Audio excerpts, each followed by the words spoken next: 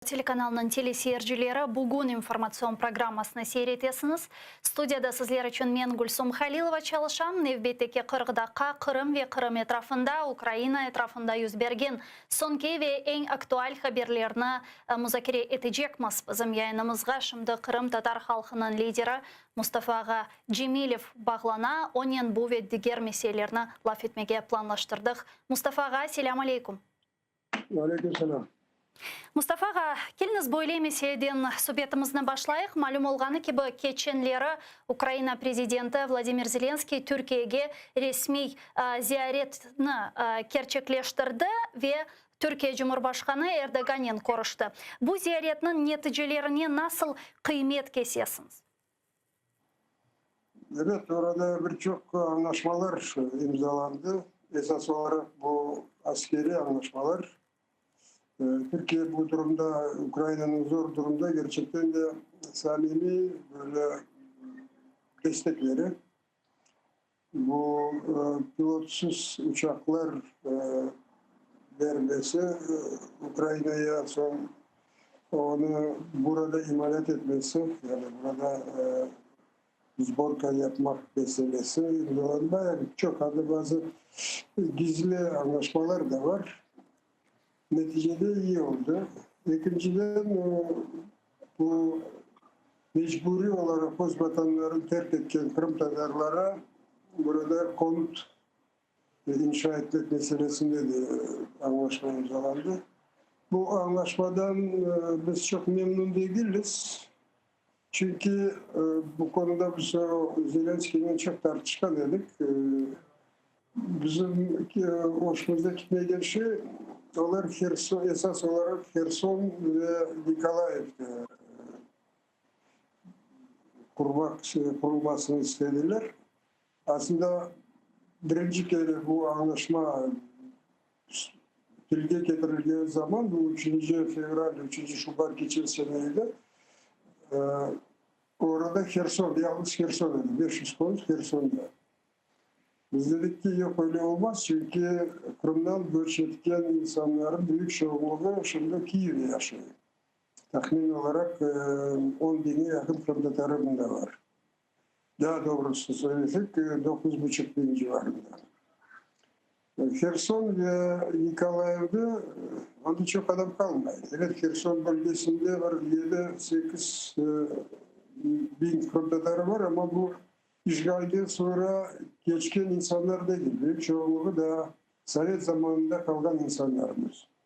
Elbette onların da problemleri olabilir ama esas olarak bu anlaşmanın maksadı işgalden sonra mecbur olan, göç etmeye mecbur olan insanlargaydı. Ama nasıl son konseptini çok beğenmedik.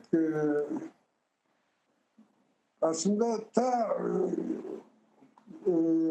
14 senesi bu mesele Erdoğan'la konuştuğumuz zaman bizim maksadımız böyleydi. Aklınızdadır, biz o zaman Kırım Tatar askeri birlik kurmak niyetimiz vardı.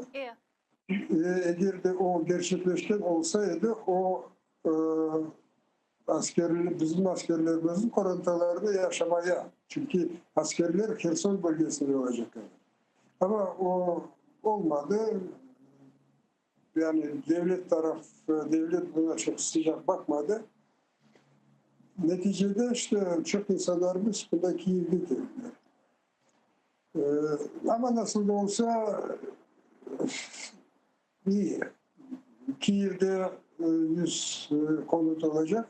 Kalanlara söylediğim gibi kalanlar Kherson'da.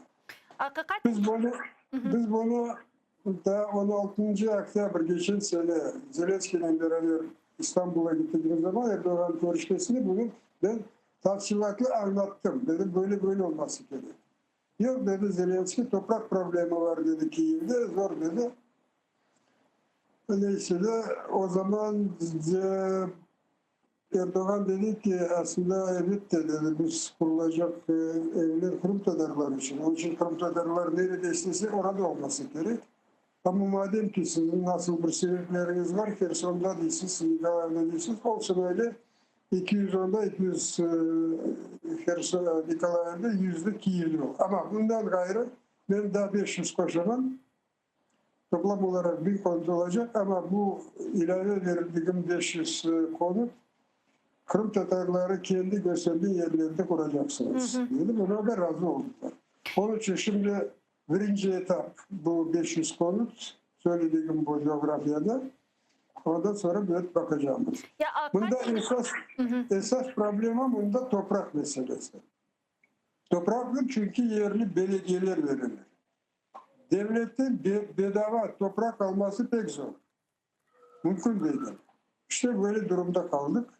Ama şimdi biz başka yollarını kullanıyoruz. Belki özümüz o toprağı nasıl bir şekilde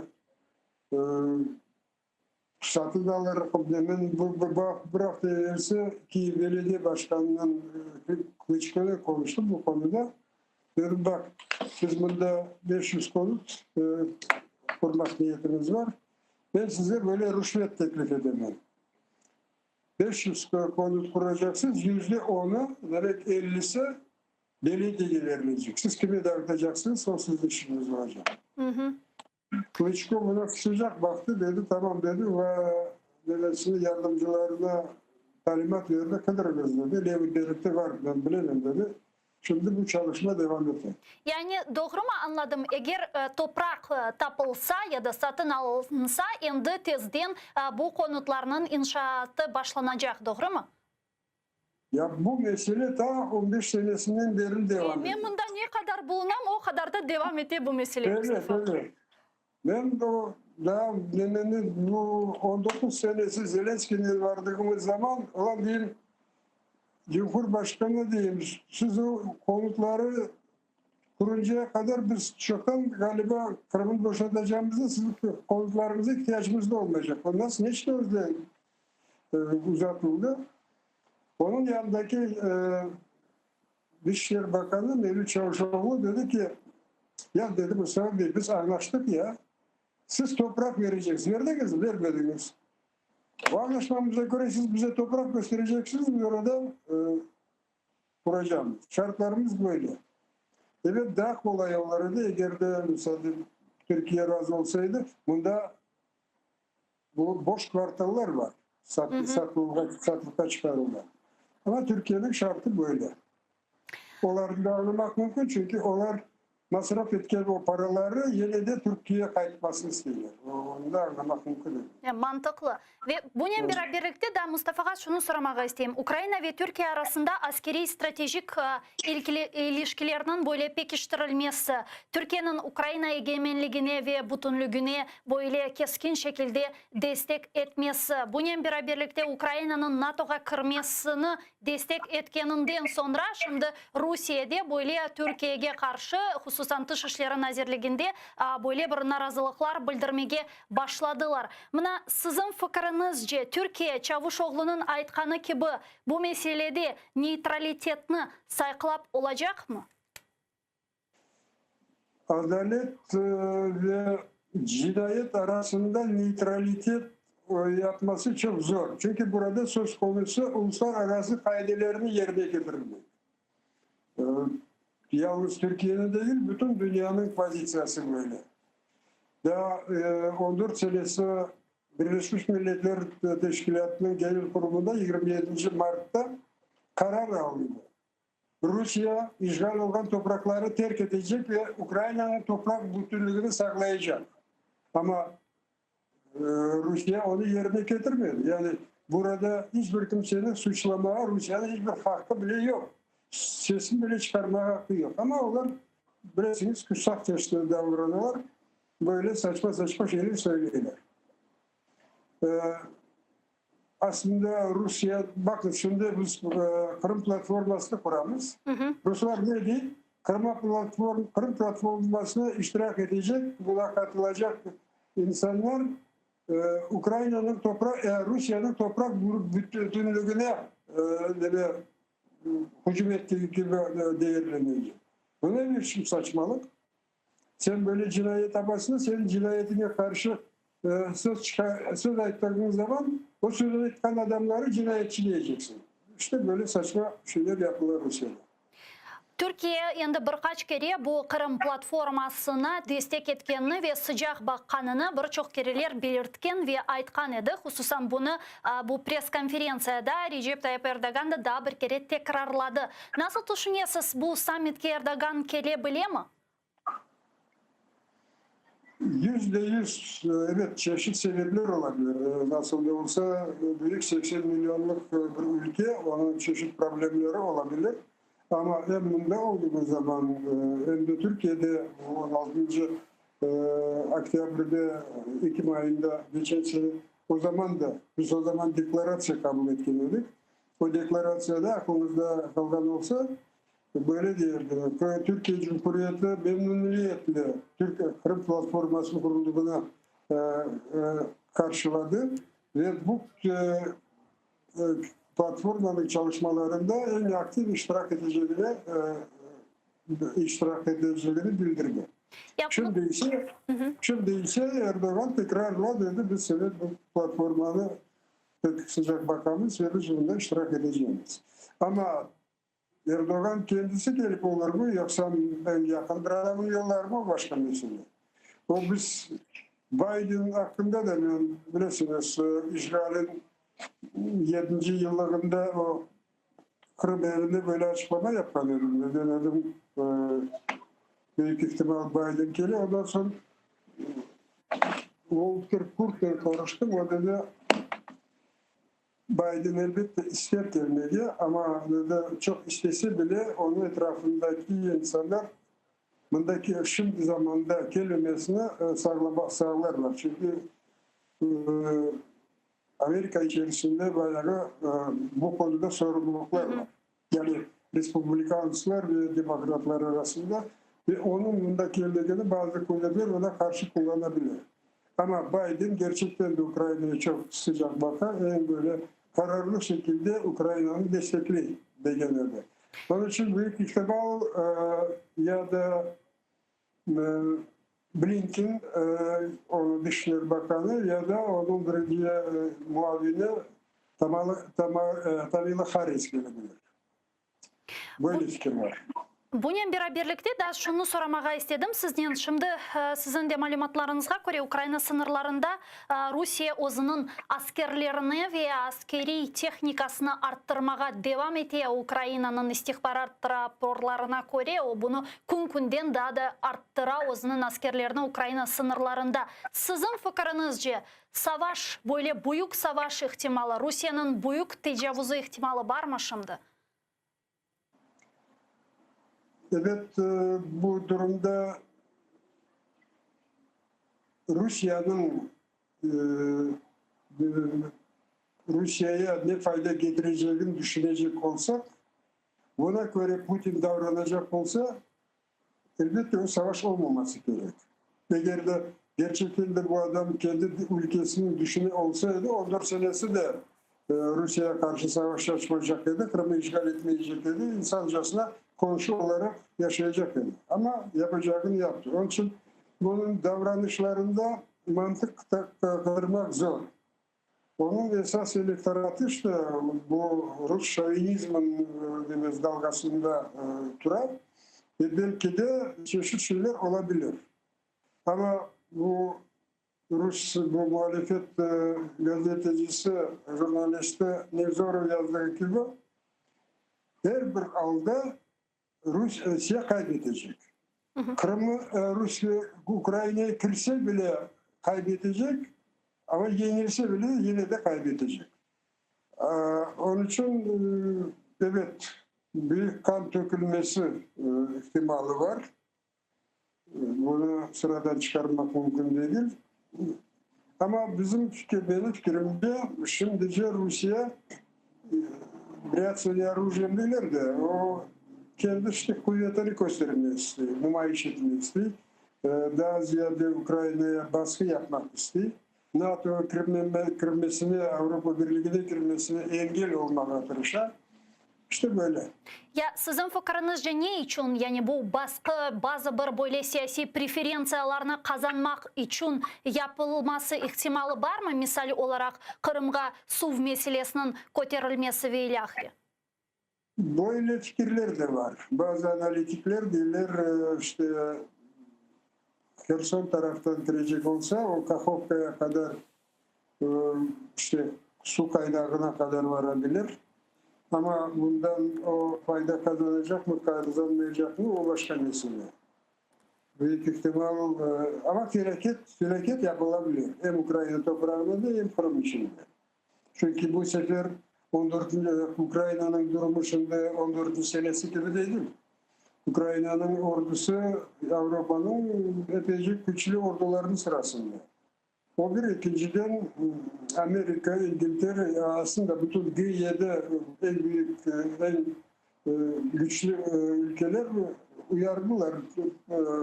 Putin'in dediler eğer de böyle davranışlar yapacak olsan sen onun neticesini düşün. Cezası büyük olacak. Böyle açıktan söylediler. Ve cezası endi bugün biz ko'rdik. Amerika Birleşken Devletleri Rusiyaga qarshi yanı yaptırımlarını, yanı sanksiyalarını kirsetdi. Siz de bu haberini algandırsınız. Mustafa ağa, bu sanksiyalarının semereligini nasıl kıymet kesesiniz? Ben bu sanksiyaların daha çok böyle incelemedim ama bu da sonu değil. Bunun sonu daha olacak. Şimdi Rusya'nın davranışlarına bakacaklar. Benim fikrimce bu daha keskin sanksiyalar olacak. Mına da böyle muzakere etilgen meseleler sırasında sizin de fikrinizni öğrenmege isterim. Şimdi bu sanksiyalar, yaptırımlar kirsetildi ama bir gün evvel, bir iki gün evvel Amerika Prezidenti Biden Putin'ge telefon açtı. Ve bu hakikaten birçoklarını böyle şaşırttı dep aytmaga mümkün. Çünkü bir taraftan işte Putin'ge katil dep aytadi, diğer taraftan ise telefon açıp işte konuşma teklifini etti. Rus propagandistik telekanalları elbette ki bunu böyle bir zayıflık olarak o'zining milletini taqdim etiler. Ya siz nasıl düşünüyorsunuz? Niçin Biden böyle bir hareket yaptı ve bu hakikaten de onun zayıflığını gösterdi? Stratejik bakımdan aslında bu doğru davranış. Joe Biden deyken buna ben sana daha bir kere teklif edelim, geldi anlaşayık. Eğer de böyle istersen devam edecek olsan sen pişman olacaksın. Yani hem dünyada hem özgür halkına gösterip savaş istemiyoruz. Daha bir kere onu çağıramız, konuşmak istiyoruz. Evet konuşmada o kesinlikle hiçbir adım geri atmayacak. O özünü aytacak. Diyecek ki sen Rusya, Ukrayna'nın topraklarını boşaltacaksın. Başka yol yok. Bundan gayrı daha ne olacak ben şimdi tahmin etmem ama o Amerika'nın davranışları belli. O açıktan ettiler. Kırım işgalini hiç zaman kabul etmeyecekler ve Ukrayna'nın toprak bütünlüğü taraftarı olduğunu onu destekleyeceklerini bildirdiler ve mahsus 18 senesi bu konuda deklarasyona çıkarttılar. Onun için evet Rus propagandası her bir şeyde şimdi dünyada Rus propagandasına bir kulak asmayınlar. Şimdi bilirsin dünyada diyor ki 3 tip informasyon denir propaganda var. Doğru propaganda, yalan propaganda ve Rus propagandası. Rus propagandası yalandan daha yalan. Şimdi böyle.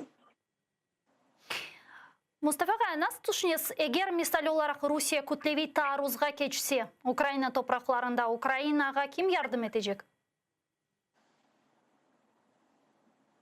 Onu bakarız. Şimdi kesin böyle askeri anlaşma yok.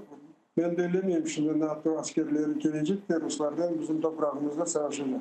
Elbette birinci olarak Ukraynalılar özleri savaşacaklar. Ama eminim ki Batı ülkeleri bu sefer gerekli silahları verecekler bize. Yani böyle Gürcü senaryo'nun sizce tekrarlanmaz? Yok öyle şey olmaz. Olması mümkün değil. Birçok siyasetçilerin aytkanına göre siyasi diplomatik yolun territoriyalarını geri kaytarmak bu böyle güzel ve dülber bir masaldır. Ve harbiy yolun zapt etilgen topraklarının azat etilüvü sadece savaş ve harbiy yolun geri kaytarılır. Bu diplomatik siyasi yol prosesi ise sadece zayıf ülkeni güçleştirmek sebebi ile var. Razısız mı? Nasıl düşünüyorsunuz? Ne dersiniz? Kırım Donbas konusunda bu gibi fikirlerini düşünmek doğru mu? her bir zamanın, her bir asırın uzun kaydeleri var. Elbette eski zamanlarda yalnız savaşla çözülüyordu. Ama şimdi ortalıkta atom bombası olduğu zaman, yerde büyük savaş olduğu zaman bütün dünya yok olacağını göz önüne alacak olsak her şey savaşla çözülmüyor. Şimdi eğer de açıktan açık böyle Rusya'nın savaş etmeyecek olsa, eğer de Rusya yenilmeye başlasa elbette o aklında birinciden o atom silahını getirecek. Sonra ikinci tarafta buna karşılık vermeye mecbur olacak ve neticede ne olacak? Dünyada hayat kalmayacak. Her şey yok olacak. Onun için şimdi en doğru Rusya'nın bu sanksiyalardan, ekonomik personel sektörel sanksiyalarından mecbur etmek. Şimdi gerçekten de o Ruslar ne kadar yok bize tesiri yok deseler bile onun tesiri çok büyük. Ekonomisi ekonomistler saydıklarına göre her yıl %2 valve nasyonel produkt bütün gelirlerini 2% kaybediyorlar.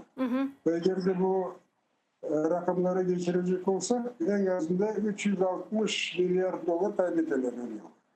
Ne için? O değeri var bu kadar yalnız Kırım'da masraf ediyorlar. Evet, непотопляемый авианосец gibi dediler, silah soktular yeterince kadar, yeterinden daha ziyade. Ama şimdiki zamanda DHS'nin tankları ne kadar olsun, şimdi öyle raket sistemler var. Azerbaycan'da ne oldu? Bütün Rus передовой teknikası var idi. Ama neticede bambaşka devir şimdi. Türkiye'nin bespilotlik yeri hepsini yok ettik. Bir hafta içerisinde hepsi bitti. Savaş da bitti ve Azerbaycan toprak bütünlüğünü sağladı. Çok sağ olunuz Mustafa Ağa ve son sualim var. İşgal etilgen Kırım'da sizge karşı bu düzenlengen sözde işgalcilerin mahkeme davaları devam eti. Aslında takip etesiniz mi sizge karşı yapılan bu davalarını Kırım'da? Ya o bütün sesli kayıtların bunda yollaylar. Benim sekreterlerim onu kağıtta geçirirler. Bir tom yapacaklar. Çünkü bundan sonra benim avukatım Polozov onu Strasbourg'a alıp gidecek. İnsan Hakları Mahkemesi'ne bu mahkemeye karşı edip Strasbourg Mahkemesi elbette %100 bizim tarafı olacak. Neticede yine de burada Rusya kaybedecek. Büyük teşekkürler. Çok sağ olunuz Mustafa Ağa. Bizle bağlanıp suallarımızga cevap bergeniz için. Kırım Tatar halkının lideri Mustafa Cemilov bizle canlı bağdaydı. Saygılı arkadaşlar, men ise yayınımızga devam eder ekende Rus tiline geçmege isteyim. Çünkü bizim yayınımızga şimdi nevbetteki musafir bağlanacak ve men sonki alıngan haberlerini de onun muzakere etmege planlaştırdım. Zira Mustafa Ağa'nın da laf etkenimizge göre bugün Amerika Birleşken Devletleri Rusya'ya karşı yana yaptırımlar uyguladı. Я перехожу на русский язык. Мы продолжаем информационно-аналитическую программу. Бугунь. Среди основных новостей сегодняшней повестки хотелось бы отметить следующее. Америка ввела новые санкции против России. Санкции вводятся в частности за вмешательство в американские выборы, а также за совершение кибератак на США. США запретили американским финучреждениям участвовать на первичном рынке гособлигаций, выпущенных после 2014 года, 2021 года Центробанком России, Фондом национального благосостояния РФ или Минфином России. Также запрещено предоставление займов в рублях или не в рублях этим российским учреждениям. Эта директива дает правительству США право расширять санкции в отношении суверенного долга России в случае необходимости, отмечают в Белом доме. Санкции также были введены против 6 российских компаний, которые подозревают в причастности к кибератакам. За вмешательство в выборы 2020 года санкции наложили на 32 юридических и физических лица, связанных с РФ. Кроме того, санкции были наложены на 8 физических и юридических лиц за причастность к оккупации полуострова Крым. С нами сейчас на прямой связи Андрій Добрянський, директор з комунікації при Українському конгресовому комітеті в Америці. Пане Андрію, вітаю вас. Селям алейкум. Дякую, вітаю вас. Пане Андрею, расскажите нашим зрителям, ну, я уже зачитала часть санкций, которые ввелись Америкой против России. Я бы хотела, чтобы вы тоже рассказали основные, чего касаются эти санкции, насколько они эффективно ударят по економіці Росії. Найголовніше, щоб ви зрозуміли всі, є, що це не є санкції, які вийшли з нічого тільки нині. Але через останні 2-3 тижні ми денно чуємо від Білого дому, від держсекретар, від міністра оборони України заяви про розмови з Україною, прямо з Україною. І так само заяви, навіть коли президент Байден мав телефонний зустріч з президентом Меркелем з Німеччини, вони так само згадали у заяві, що обидва лідери є занепокоєні за тих російських збройних сил на кордоні, але не тільки на кордоні, а в окупованому Криму.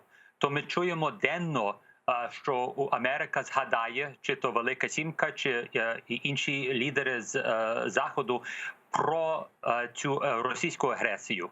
І ті санкції, вони приходять зараз при кінці цього всього, і ми думаємо, що будемо продовжувати, чи то санкції щодо справи Північного потоку, але тут ми маємо проти офіційних 32 фізичних чи юридичних осіб санкції.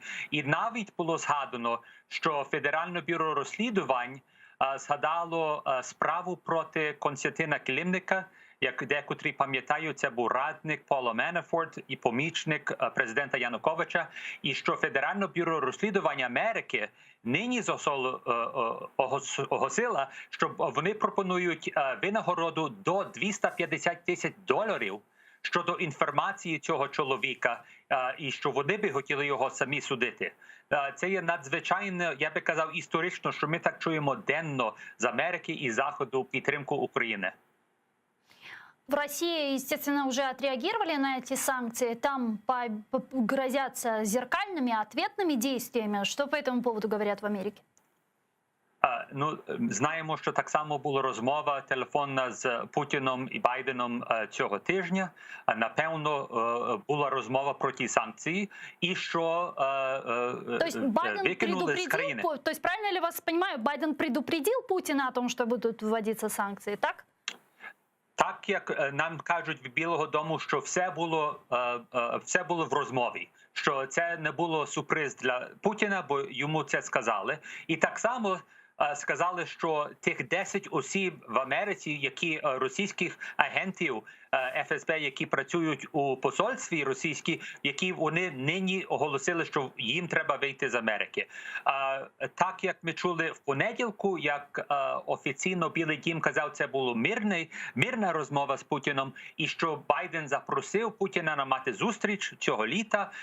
Ми чули, здається, нині, що Путін тоді оголосив, що він не буде мати зустріч з Байденом. То бачимо, як Америка стоїть вперед, а Росія тепер реакції має до Америки. Як так має бути? Америка як лідер і Україна як союзник Америки стоять разом. А Росія тепер не знає, як відреагувати до Америки.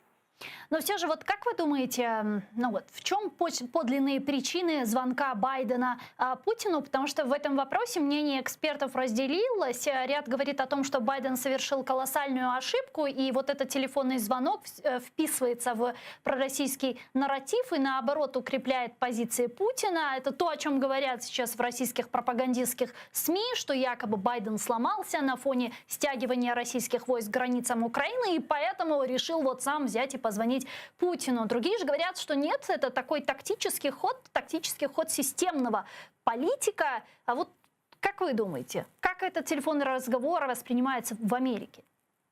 Я думаю, що зараз тепер ця зміна адміністрації, я мушу звернутися до, як починав, що ми майже денного чуємо від Білого дому, чи Держдепартаменту Америки, чи Міністерства оборони оголошення в офіційних заявах, що була розмова з Україною, і не тільки була розмова, а що офіційно вони підтримують Україну і підтримують територіальну цілісність України. Я ще від 15-го року не пам'ятаю, що ми так чули день за днем в офіційних заявах. То коли на російській дезінформації говорять про їхню пропаганду, що то Байден і Путін говорили.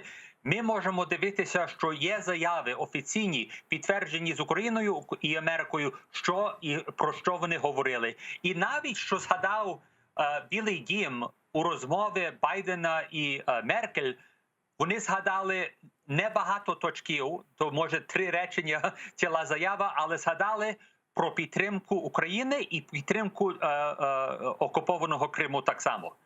То бачимо, що як вважає і як важна справа України є для Америки. Угу. А как вы думаете, все же вот Байден поговорил с Путиным, предложил ему встретиться? Где может состояться эта встреча? Или же вот после введенных этих санкций Путин не пойдет уже на встречу с Байденом? Так як ми чуємо нині рано, що Путін не хоче, але будуть нагоди. Я думаю, що Байден би хотів мати на зустріч інших засідань, коли то зможуть цього літа мати розмову з ним приватно, але офіційно. Ми побачимо, чи це він оголосив, що він би хотів не мати в Америці чи в Росії, але в іншій країні. Але побачимо, чи навіть це станеться, бо ми знаємо, як рідко сам Путін виходить з Росії на відвідань. Він до Америки приїхав останній раз на 75-ту річницю ООН.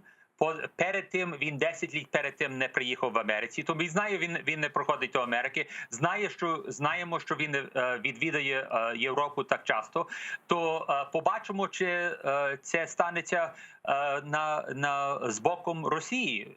Сам Путін не виходить з Росії, може ховається там. Але будемо бачити, як Байден буде відвідати ті всі лідери. Чи то цього року на саміт групи 7 у червні, група 20 країн у жовтні, так само різних інших самітів. Америка буде вперед, і побачимо, яка реакція буде мати Путін до цього. Ну вот интересно, вот насколько это целесообразно для Путина. У Байдена 40-летняя политическая карьера. На дебатах с Дональдом Трампом можно сказать, что он его просто перемолол. А у Путина как бы все постановка. Мы понимаем, что не было за 25 лет его значит, на месте президентского поста, да, у него не было никакой импровизационной пресс-конференции, у него не было дебатов, то есть это все вот такая вот постанова. И насколько это было бы целесообразно для Путина, и пошел бы он на такое, в принципе?